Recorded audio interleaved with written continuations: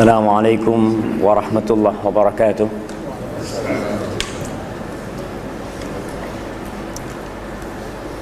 Alhamdulillah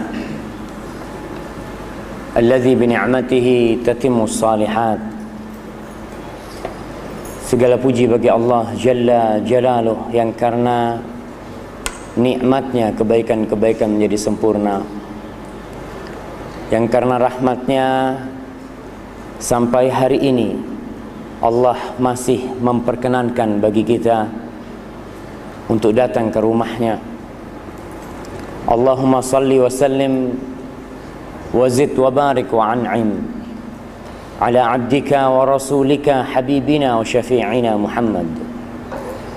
Ya Allah, semoga salawatmu, semoga salammu, semoga nikmatmu dan berkahmu senantiasa kau tambahkan untuk hamba kekasihmu, untuk Nabi kita Muhammad sallallahu alaihi wasallam, dan untuk keluarga beliau, untuk anak cucu beliau, untuk istri-istri beliau, dan untuk para sahabat Nabi, yang terutama Abu Bakar As-Siddiq, Umar bin Khattab, Uthman bin Affan, Ali bin Abi Talib, dan seluruh sahabat Nabi yang telah menemani Nabi kita Muhammad sallallahu alaihi wasallam dengan ikhlas dan setia sampai ajal menjemput mereka. Amma ba'd. Ma'asyiral muslimin wal muslimat rahimakumullah. Allah Jalla Jalaluh berfirman, "Inna kulla syai'in khalaqnahu biqadar." Sesungguhnya segala sesuatu itu kami ciptakan dengan ukuran-ukurannya, dengan ketentuan-ketentuannya, semuanya. Yang masa lalu, yang masa sekarang, dan yang masa akan datang. Apa yang akan terjadi di masa depan kita, itu pada hakikatnya sudah Allah tentukan. Dan Rasul sallallahu alaihi wasallam bersabda, "Kataballahu maqadir al-khalaiqi qabla khalqis samawati wal ard bi 50,000 sanah." Allah Jalla Jalaluh telah mencatat takdir-takdir manusia, semua ciptaannya, sebelum masa penciptaan langit dan bumi, sebelum masa penciptaan langit dan bumi, dengan jarak 50.000 tahun. Apa yang akan terjadi nanti, saat ini, itu pada hakikatnya sudah ada di ilmu Allah dan sudah dicatat oleh Allah Jalla Jalaluh. Apapun bentuknya, musibah ataupun nikmat, rizki ataupun bala dan petaka, itu pada hakikatnya sudah Allah catat dan Allah tentukan. Ma'asyiral muslimin, dalam kehidupan ini kita melalui masa-masa sulit, masa-masa yang berat untuk jiwa kita, sehingga kadangkala hati berkata tak mampu untuk menerima cobaan yang Allah turunkan, untuk menghadapi petaka yang telah turun. Tapi perlu diingat, tidak ada dalam ciptaan Allah yang sia-sia. Semua yang terjadi pasti mengandung hikmah yang agung sekali. Rabbana ma khalaqta hadza batilan. Ya Allah, wahai Rabb kami, tidaklah kau ciptakan ini dengan cara yang batil, dengan cara yang sia-sia. Baik itu penyakit, baik itu rasa sakit, atau petaka, atau musibah. Dan perlu kita ketahui bahwa Allah Jalla Jalaluh biyadihil khair, di tangannya segala kebaikan. Dan tatkala Rasul sallallahu alaihi wasallam berdoa kepada Allah, dia mengatakan wasyarru laysa ilaik. Dan pada hakikatnya kejahatan, keburukan itu tidak datang dari Allah Jalla Jalaluh. Keburukan itu datang dari diri kita sendiri. Karena tidak ada yang buruk dalam ciptaan Allah Jalla Jalaluh. Mungkin menurut kita itu jelek, tapi keburukan tidak dinisbatkan kepada Allah Jalla Jalaluh. Tiada peristiwa yang terjadi di muka bumi ini yang menurut manusia buruk, yang menurut kita jelek, tapi pada hakikatnya di mata Allah Jalla Jalaluh dia mengandung banyak hikmah yang banyak di antara kita mungkin tidak mengetahuinya. Allah Jalla Jalaluh memberikan satu arahan dan amaran buat kita semuanya, agar kita menghadapi semua yang terjadi buat diri kita, untuk anak kita, untuk keluarga kita, untuk istri kita, dan untuk siapa saja, agar kita memandang dari sisi pandang yang positif. Allah mengatakan fa'asa an takrahu syai'an wa yaj'alallahu fihi khairan katsira. Bisa jadi, boleh jadi kalian membenci sesuatu, padahal Allah Jalla Jalaluh telah meletakkan di balik itu, di balik peristiwa itu, kebaikan yang banyak yang kita mungkin tidak mengetahuinya. Kita mengenal dengan yang namanya peperangan. Satu perintah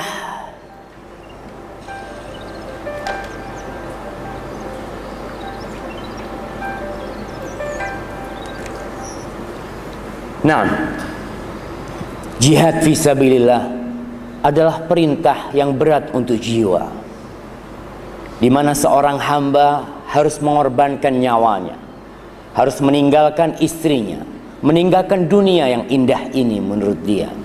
Allah Jalla Jalaluh mengetahui kecintaan manusia kepada jiwanya, kepada keluarganya, kepada anak dan istrinya.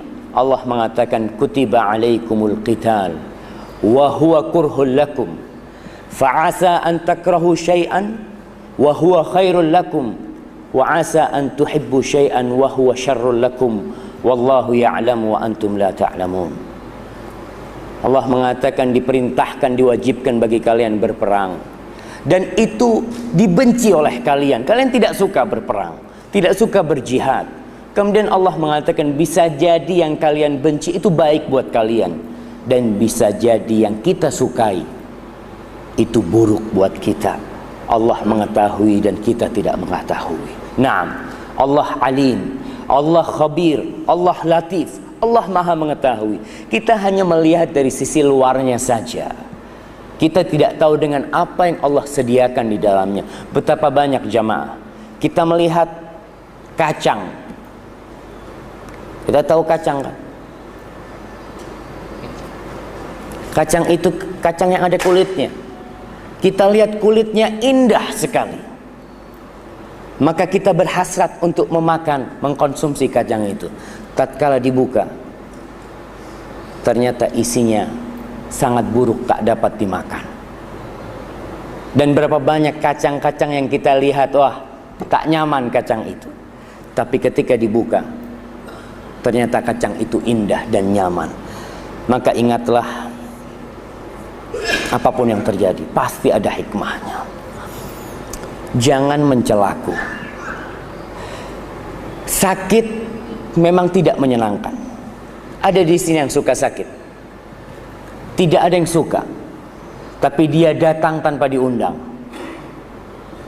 Kita tidak mau sakit, kita tidak mau penyakit itu hinggap di tubuh kita, tapi dia datang dengan sendirinya. Dan itulah takdir ilahi. Innallaha ala kulli syai'in qadir, yang kita tidak dapat menolaknya, yang walaupun semua dokter kita datangkan untuk mengobatin kita, berangkat dari satu dokter ke dokter yang kedua, yang ketiga, yang keempat, yang kelima, yang ke-10, apabila Allah tidak menentukan sembuh, tidak akan sembuh kita. Berapapun uang yang kita keluarkan untuk berobat, tapi kalau Allah tidak menentukan kesembuhan buat kita, maka kita tidak akan sembuh. Orang yang sakit, tidurnya tak nyaman, makan pun pahit di lidahnya. Maka kebanyakan orang tidak mau sakit. Tapi kita lihat bagaimana Nabi Muhammad SAW mengajarkan kepada umatnya, apabila dia sakit, Pada suatu ketika Rasul sallallahu alaihi wasallam membesuk itu berziarah ke tempatnya orang yang sakit. Dan haqqul muslim 'alal muslimi sid. Haknya orang Islam, seorang muslim untuk muslim yang lainnya ada 6. Salah satunya, idza marida fa'udhu. Kalau saudaramu sakit, kunjungi dia. Datang ketika saudaramu sakit. Banyak di antara kita, kalau yang sakit itu miskin, dia tidak berkunjung. Tapi kalau yang sakit orang kaya, orang yang bermartabat tinggi, Masya Allah, yang datang mengunjungi dia itu banyak. Kita lihat Rasul sallallahu alaihi wasallam, beliau mengunjungi semua sahabatnya. Beliau dengar sakit, dia kunjungin. Salah satunya adalah Ummu Sa'ib. Ketika Rasul sallallahu alaihi wasallam berkunjung, beliau mengatakan, "Malaki ya Ummu Sa'ib tuzafzifin." Ummu Sa'ib, ada apa denganmu? Kau menggigil, demam. Apa kata Ummu Sa'ib? Al-humma la barakallahu fiha. Al-humma la barakallahu fiha. Kata dia, demam ya Rasulullah, semoga Allah tidak memberkati demam. Ya namanya penyakit, siapa yang mau sakit? Apa kata Rasul sallallahu alaihi wasallam? La tasubbil humma. Ummu Sa'ib, jangan kau mencela humma. Jangan engkau menghina humma, mendoakan keburukan buat humma. Kenapa? Karena humma ini memiliki hikmah yang besar. Kata Rasul sallallahu alaihi wasallam, fa innaha tudhibu khataya bani Adam kama yudhibul kir khabatal hadid. Sesungguhnya penyakit nih, demam ini dapat menghilangkan dosa-dosa manusia. Allahu Akbar. Dapat menghilangkan dosa-dosa manusia. Para jamaah rahimakumullah, dosa itu bisa dihapuskan dengan istighfar, bisa dihapuskan dengan amal soleh. Yang mana istighfar dan amal soleh itu butuh, memerlukan usaha dari kita. Ya, yang namanya orang mau istighfar, dia harus astagfirullah, astagfirullah. Sholat malam dia harus wudu, harus bangun, meninggalkan tidurnya. Tapi ada manusia-manusia yang amal solehnya tidak cukup untuk menghapuskan dosanya. Maka dengan adanya bala dan musibah yang salah satunya penyakit ini, Allah akan menghapuskan dosanya. Dan perlu diingat, ketika kita terkena musibah, jangan senantiasa menganggap bahwasanya musibah itu karena kita punya dosa. Tapi selalulah bersuudzon kepada diri kita, kita punya dosa.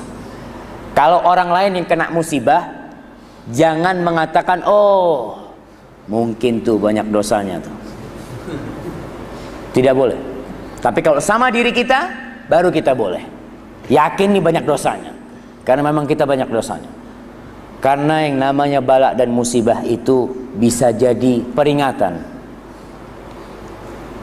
Allah menurunkan bala dan musibah kepada Fir'aun dan kaumnya. Apa kata Allah? La'allahum yatadarra'un.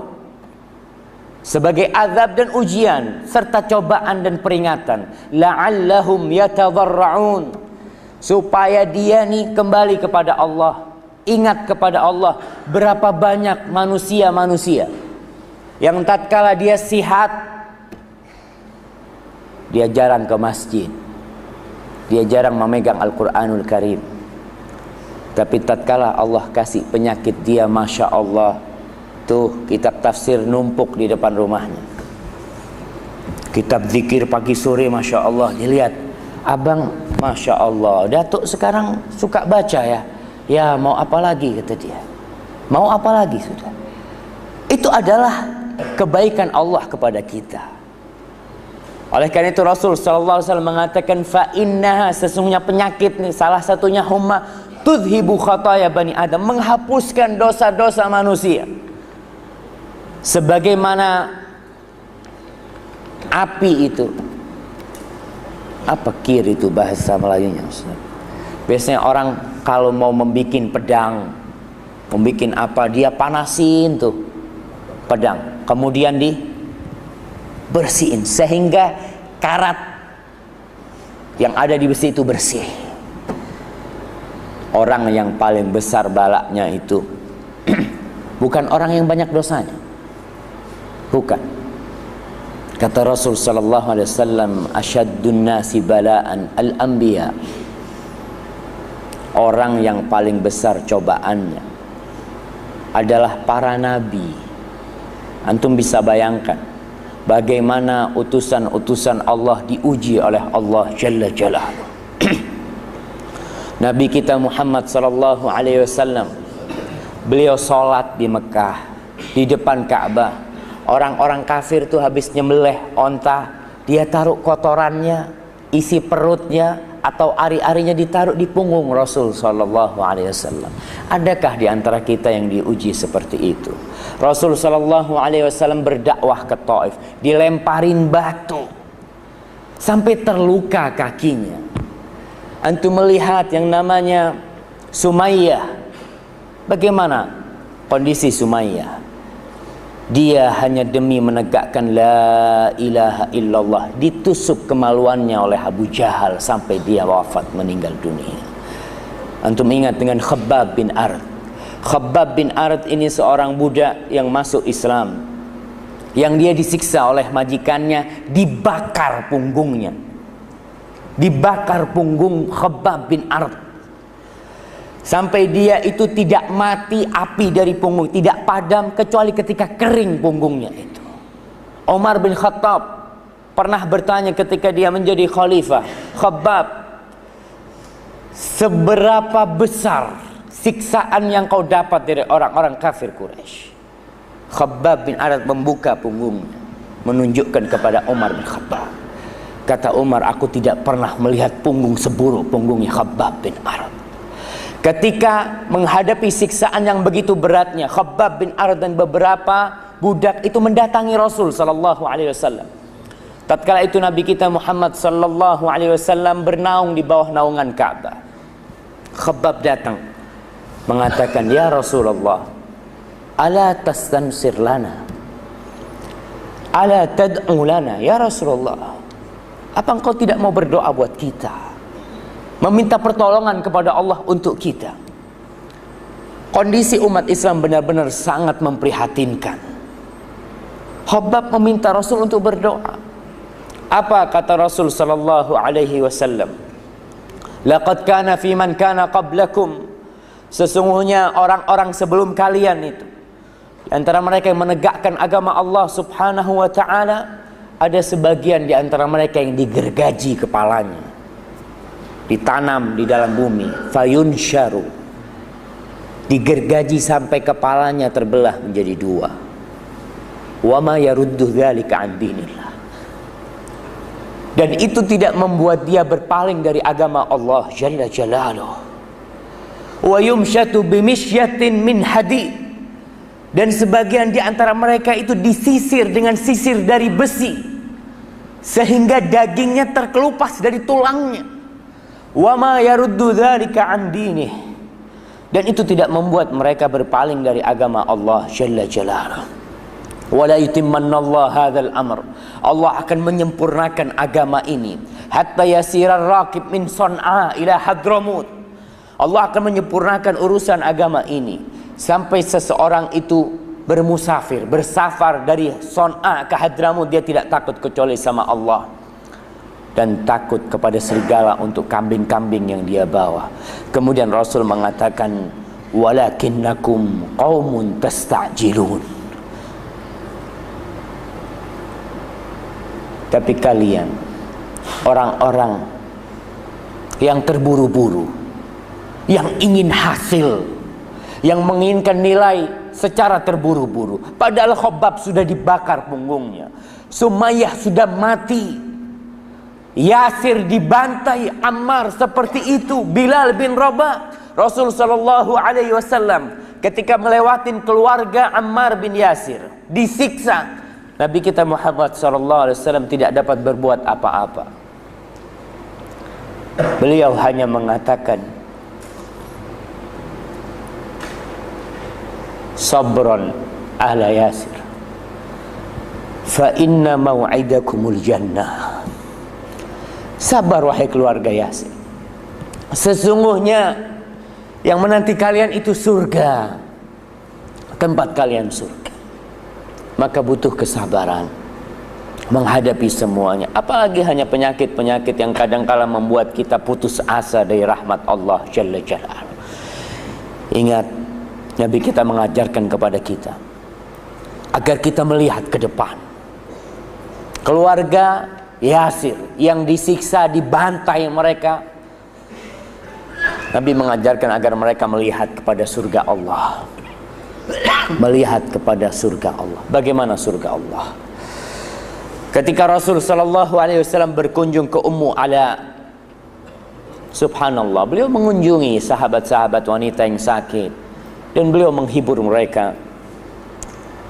Ketika itu Rasul mengatakan, fa inna maradal muslim, sesungguhnya penyakitnya seorang yang muslim, yudhibullah bihi khataya, Allah akan menghapuskan dosa-dosanya, kama tudhibun nar khabathadz dzahabi wal fiddah, sebagaimana Allah membersihkan emas dan perak itu dari campuran-campuran. Ketika emas itu dibakar, akan terpisah antara emas yang pure dengan tembaga, dengan hal-hal yang mengotori emas dan perak itu. Allah ingin membersihkan diri kita dengan penyakit itu. Para jamaah, pada suatu hari Ibnu Abbas radhiyallahu taala anhu berkata kepada Atha, dia mengatakan, ya Atha, ala uriyaka imra'atan min ahli jannah. Atha, maukah engkau aku tunjukkan seorang wanita yang termasuk penghuni surga? Kita akan berbicara surga. Seorang wanita yang termasuk penghuni surga. Bala, kata Atha, tentu ya Ibnu Abbas, tentu aku mau. Ibnu Abbas mengatakan, hadhihi sauda, ini perempuan yang hitam ini. Perempuan yang hitam. Subhanallah. Surga itu bukan hanya untuk yang cantik-cantik, bukan hanya untuk yang handsome-handsome, tapi surga itu untuk orang-orang yang bertakwa kepada Allah Jalla Jalaluhu. Namun semua yang masuk surga itu jadi cantik dan handsome semuanya. Hadhihi sauda, perempuan hitam ini, atatin Nabiyya sallallahu alaihi wasallam, dia mendatangi Rasulullah sallallahu alaihi wasallam. Faqalat, ya Rasulullah, dia berkata, wahai utusan Allah, inni usra fad'ullaha ayyu'afiyani. Wahai Rasulullah, aku ini terkena penyakit sara. Sara itu ayam, tidak tahu bahasa Malaysianya apa, yang kadangkala jatuh kemudian apa? Sawan. Sawan. Dan kalau sudah datang itu penyakit, atakasyaf, auratku terbuka. Fad'ullaha ayyu'afiyani.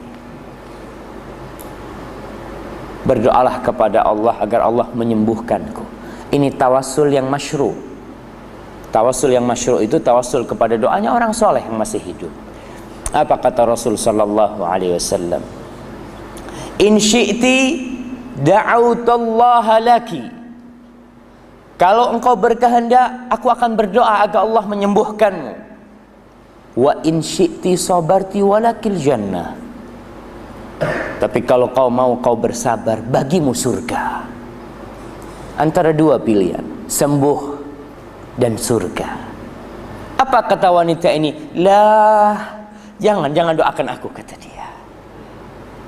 Dia memilih surga. Dia memilih bersabar sampai ajal menjemput dia dengan penyakit itu.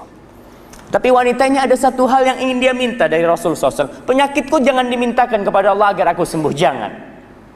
Tapi doakan, an la atakasyaf, agar tidak tersingkap auratku.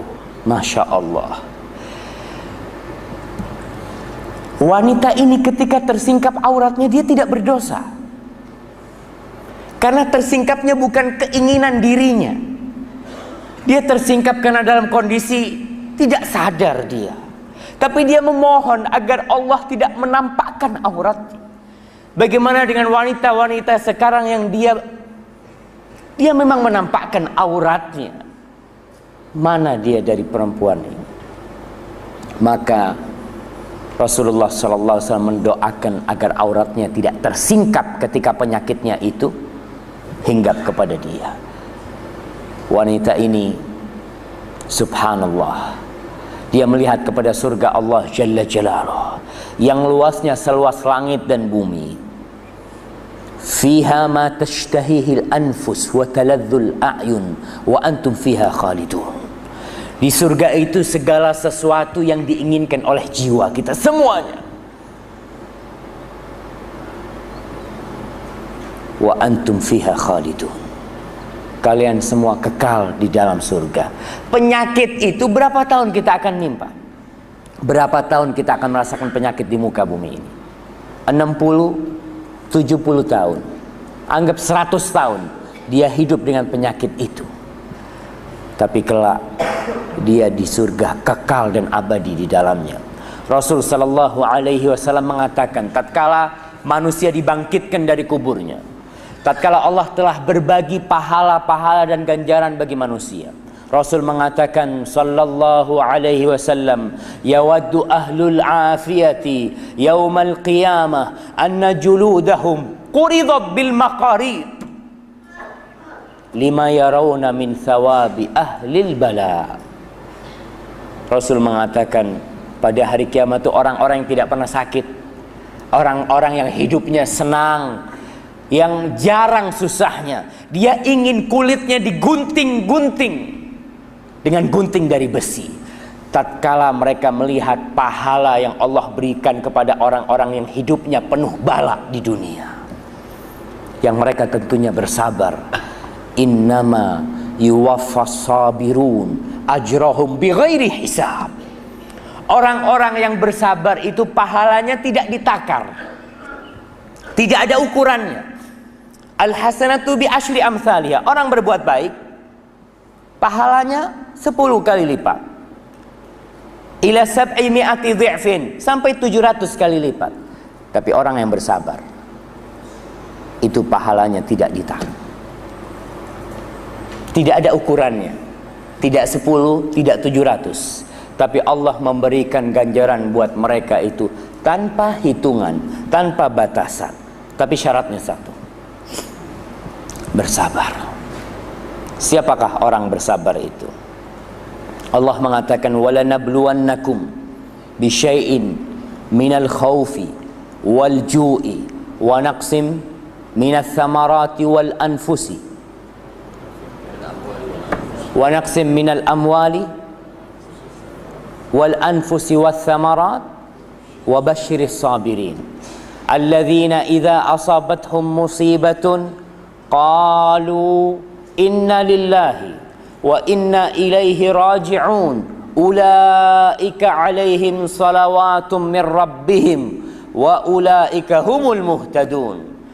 Kata Allah, kita pasti nih akan menguji kalian. Ujiannya apa? Rasa takut, rasa lapar, kekurangan harta, kekurangan jiwa, meninggal keluarga yang dicintainya, meninggal putra-putrinya, meninggal orang tuanya, buah-buahannya habis, hancur. Tatkala dia hendak panen, ternyata Allah menguji dengan kehancuran di panennya. Tapi Allah mengatakan, wabasyiris sabirin. Berilah kabar gembira. Buat siapa? Buat orang-orang yang bersabar. Siapa orang yang bersabar itu? Mereka adalah manusia-manusia yang tatkala mereka tertimpa musibah, dia ingat kepada Sang Pencipta bahwa apa yang terjadi itu sudah takdir ilahi, tidak dapat dirubah. Sudah, nasi sudah menjadi bubur. Ketika menjadi bubur, kita tidak akan bisa merubah bubur itu menjadi nasi. Yang ada adalah ingat, inna lillahi wa inna ilaihi raji'un. Kita ini milik Allah Jalla Jalaluhu, semuanya. Jiwa kita, tubuh kita, tangan kita, harta kita, keluarga kita, semuanya. Dan kita bakal kembali kepada Allah Jalla Jalaluhu. Orang yang bersabar, yang mengatakan itu, apa yang akan didapat? Ulaika alaihim salawatum mir rabbihim. Orang-orang itu akan mendapatkan salawat dari Allah Jalla Jalaluhu. Akan mendapatkan rahmat, akan mendapatkan pujian, akan mendapatkan sanjungan dari Allah. Wa ulaika humul muhtadun. Dan mereka adalah orang-orang yang mendapatkan hidayah. Dia tahu, ya'lam annahu katabahullah. Dia mengetahui bahwasanya ini sudah dicatat sama Allah 50 ribu tahun sebelum penciptaan langit dan bumi. Bukan kemarin dicatat, bukan tadi malam, tidak, tapi 50 ribu tahun sebelum penciptaan langit dan bumi. Itu sudah dicatat oleh Allah Jalla Jalaluhu. Maka dialah orang-orang yang mendapatkan hidayah. Jangan menjadi orang yang malang hidupnya. Malang, sama malang. Apa malang itu? Yang susah hidupnya. Karena dia tidak bisa menyikapin penyakit yang didapatnya, musibah yang diterimanya dengan cara yang baik. Akhirnya hidupnya sengsara. Penyakitnya tak sembuh, musibahnya tak terangkat, hatinya sesak, dan hidupnya sulit. Gara-gara tidak bisa melihat kepada hikmah Allah di balik penyakit itu. Pernah suatu hari Ibnu Abbas bercerita, Rasul sallallahu alaihi wasallam mengunjungi sahabat yang sakit, orang Badui.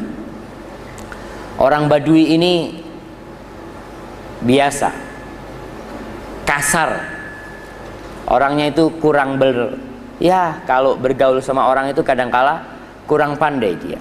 Rasul SAW berkunjung ke rumah orang ini. Biasanya Nabi kalau berkunjung ke rumahnya orang sakit baca apa? Nah,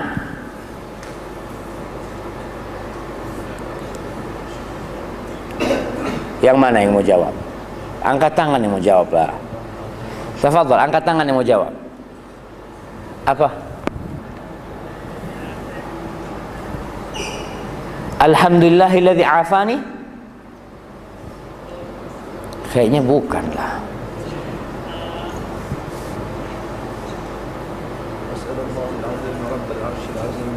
As'alullahal azim Rabbal arsyil azim, itu doanya. Tapi kalau pengunjung biasanya nyebutkan satu bacaan. Apa? Ini Madatu yang jawab. Fadhal Datuk. La ba'sa tahurun insyaallah. Enggak apa-apa tuh. Enggak apa-apa, ini penyakit enggak apa-apa.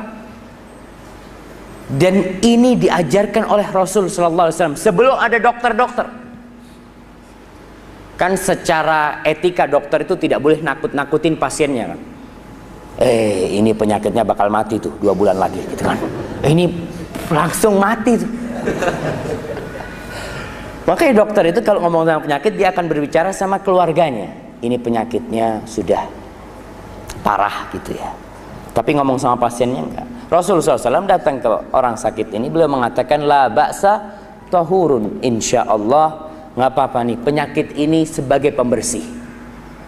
Tenanglah, tidak perlu jadi beban.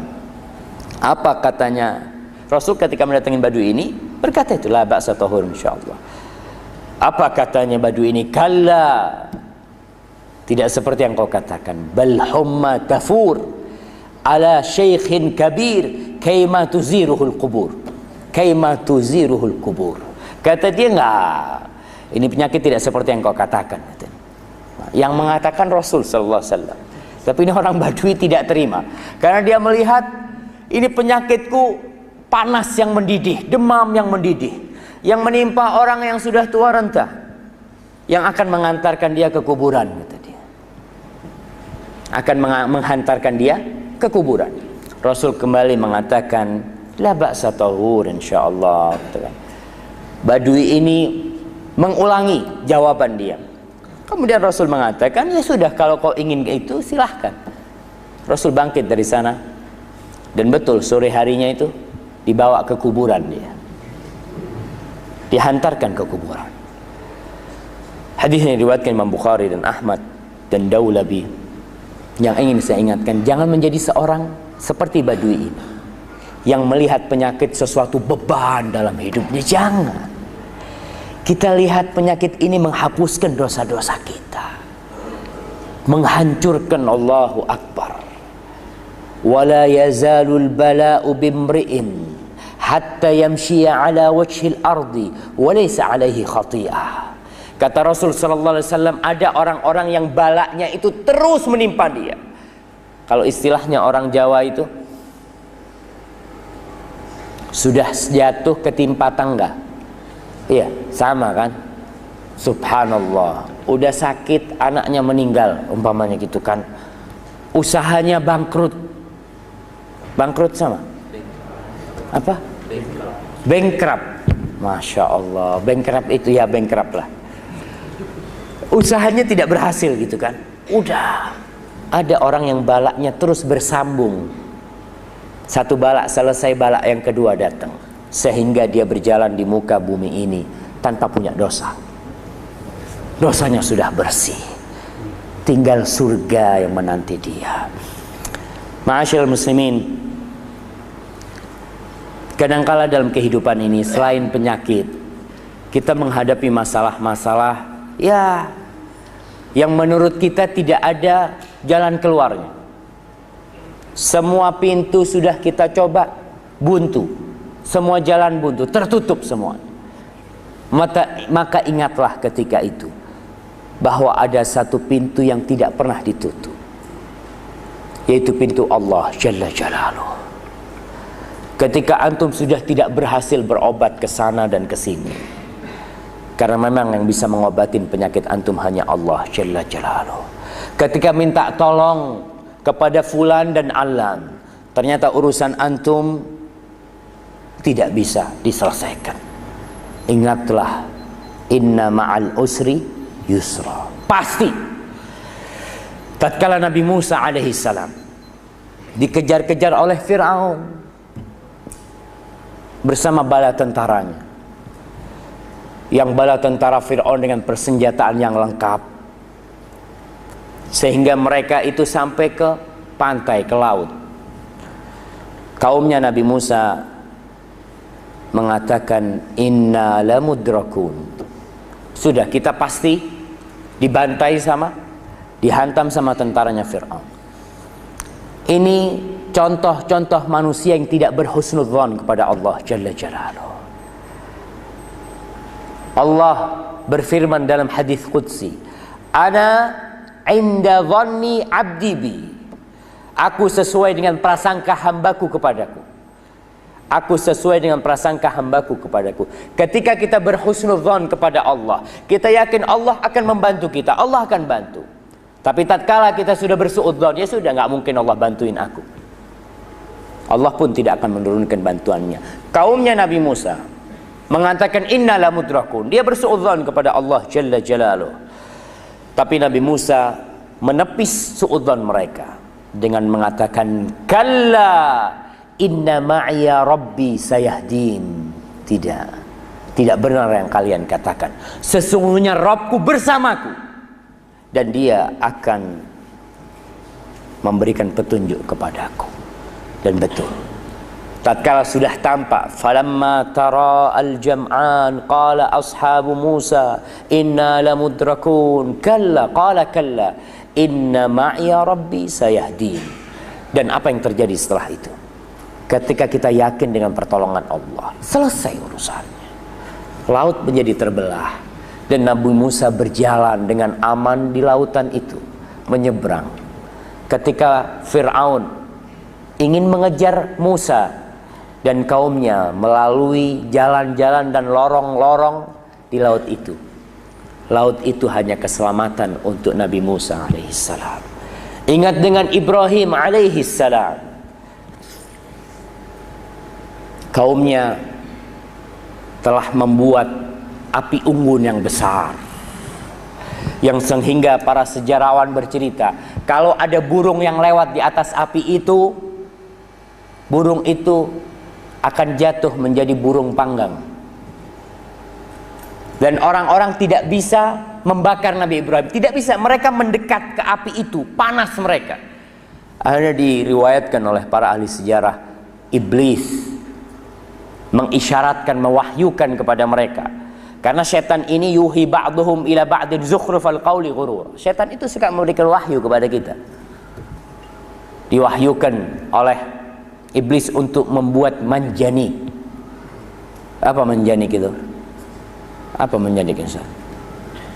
Katapil besar ya. Tahu kalau perang-perang dulu itu untuk melempar batu ya. Itu untuk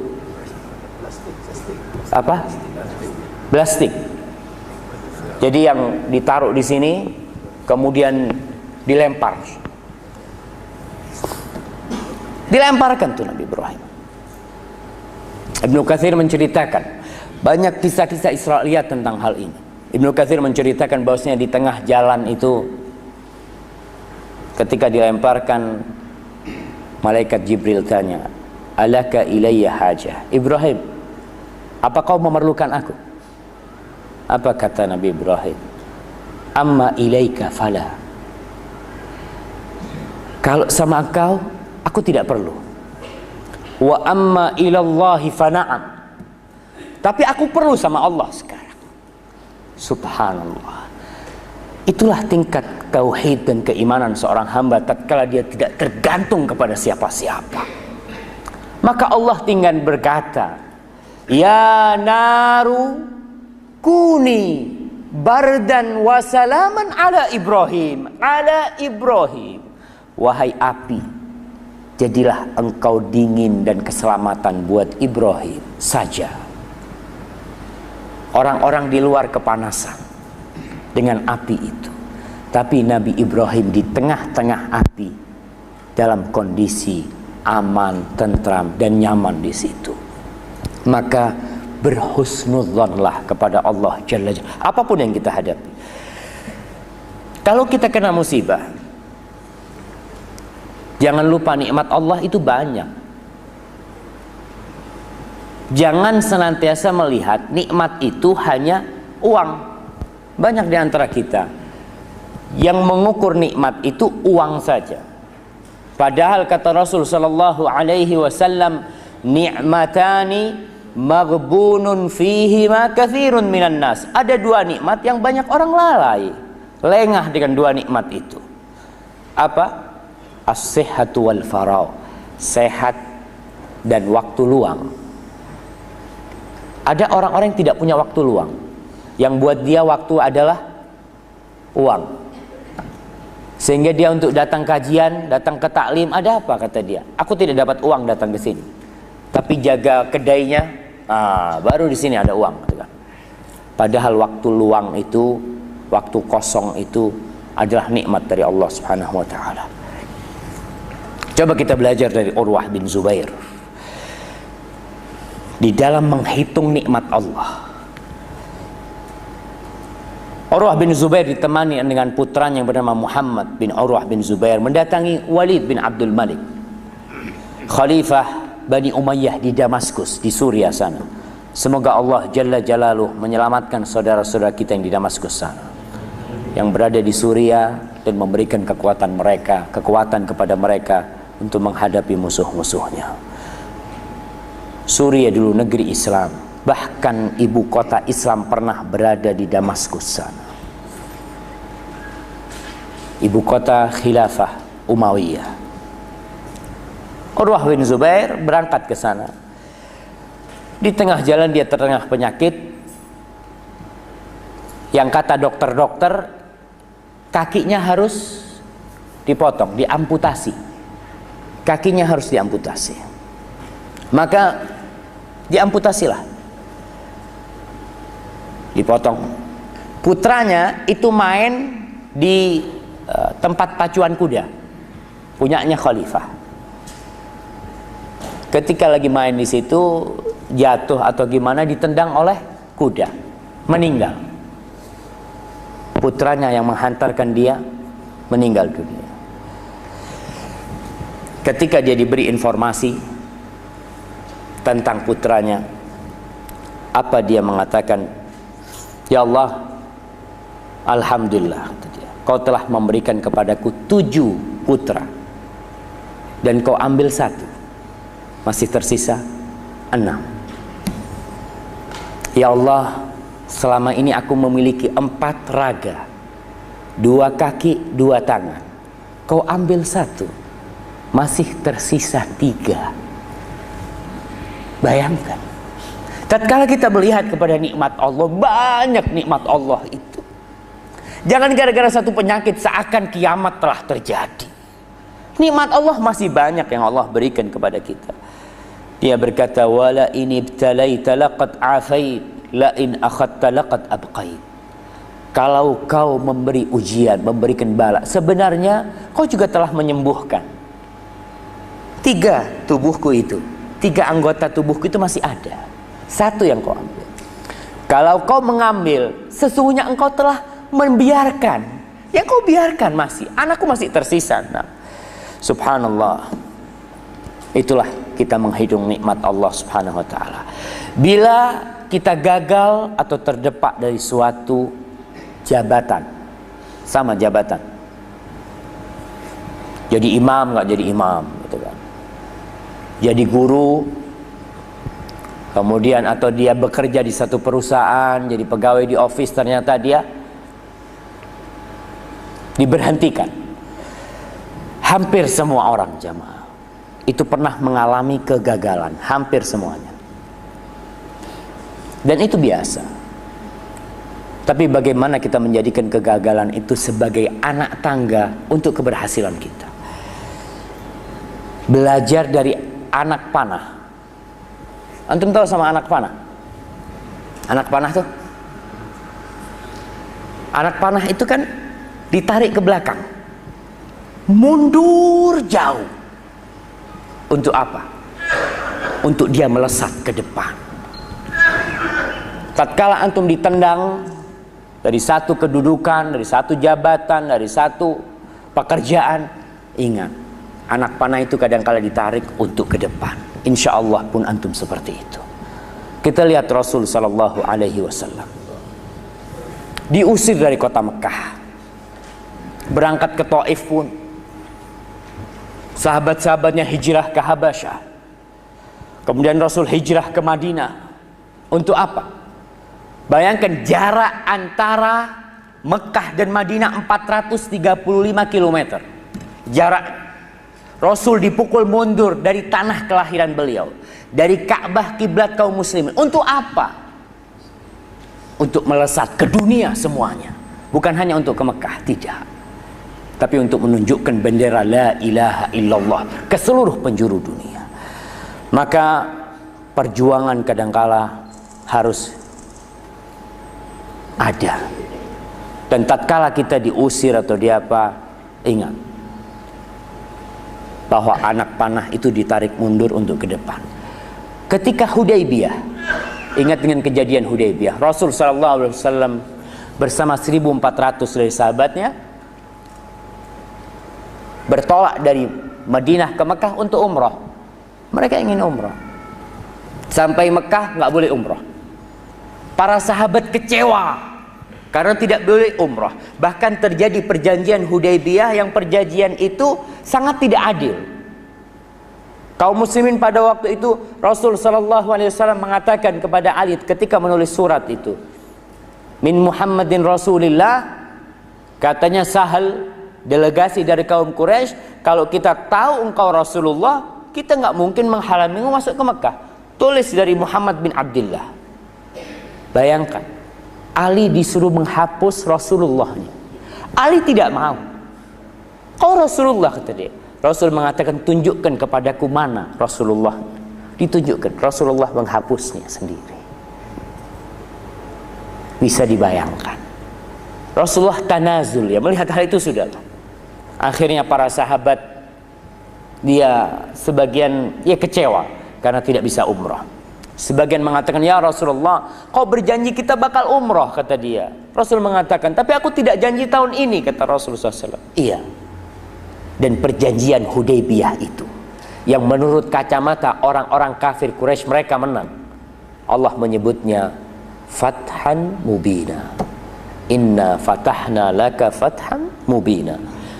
kita telah membuka bagimu, memberikan kepadamu kemenangan yang nyata. Padahal nggak bisa umroh, tapi itulah kemenangan yang nyata bagi kaum muslimin. Ma'asyiral muslimin,